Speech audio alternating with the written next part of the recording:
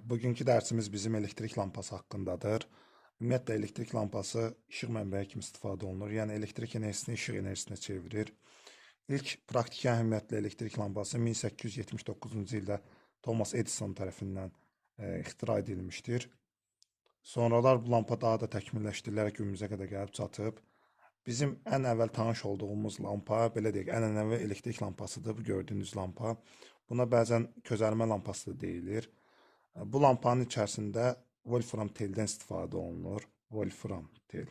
Nəyə görə Wolfram teldən istifadə olunur? Wolframın bir çox müsbət cəhətləri var. Birincisi, Wolfram çox yüksək ərimə temperaturuna malikdir. Təqribən 3400 dərəcə civarında ərimə temperaturu var. Hansı ki, bu metallar arasında ən yüksək ərimə temperaturundan biridir. Yəni, elektrik cərəyanı bu Wolfram teldən keçdikdə tel qızır. O qədər qızır ki, öz elektrik enerjisini işıq enerjisinə çevirir. Bu tel həm qızır, amma ərimir. Bu, bunun ən əsas müsbət cəhətlərindən biridir.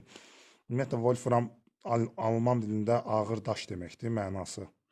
Ağır daş deməkdir.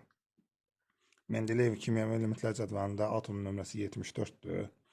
İşarəsi W hərfinə işarə olunur. Wolfram ümumiyyətlə yüksək elektrik müqavimətinə malikdir. Bu da əsas onun üçün közərmə lampasının belə deyək də əsas funksiyalarından biri üçün səmərəli bir şərait yaradır. Necə? Elektrik cərəyanı bu Wolfram teldən keçəndə müqavimətlə qarşılaşır. Bu müqavimət bir növ cərəyanı yavaşladır və cərəyan bu naqilin Wolfram telin daha çox qızmasına səbəb olur. Daha çox qızma olduqda isə daha çox işıq enerjisinə çevrilmə baş verir. Yəni Wolfram tel o qədər qızır ki, işıq enerjisinə çevrilməni rahatlaşdırır.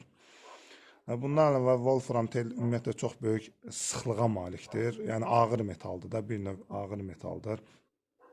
Bu lampanın özünün də müsbət və mənfi cəhətləri var. Müsbət cəhətləri odur ki, qiyməti çox ucuzdur. Sadədir iş prinsipi.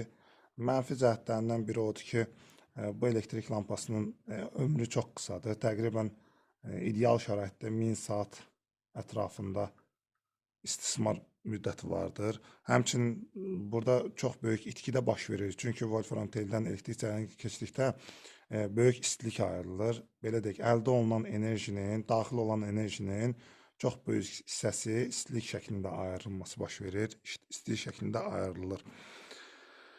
Belə, bu Wolfram telin həm bir müsbət cəhəti də demək olar ki, dərhal işıqlanma baş verir. Yəni, gözləmirsən, işığın daha da parlaq yanması üçün gözləmirsən. Teldən cərəyan keçər kimi dərhal qızma baş verir və dərhal parlaq bir işıq yanır. Təbii işıqdır, sarı rəngli işıqdır, təbii işıq sayılır buna.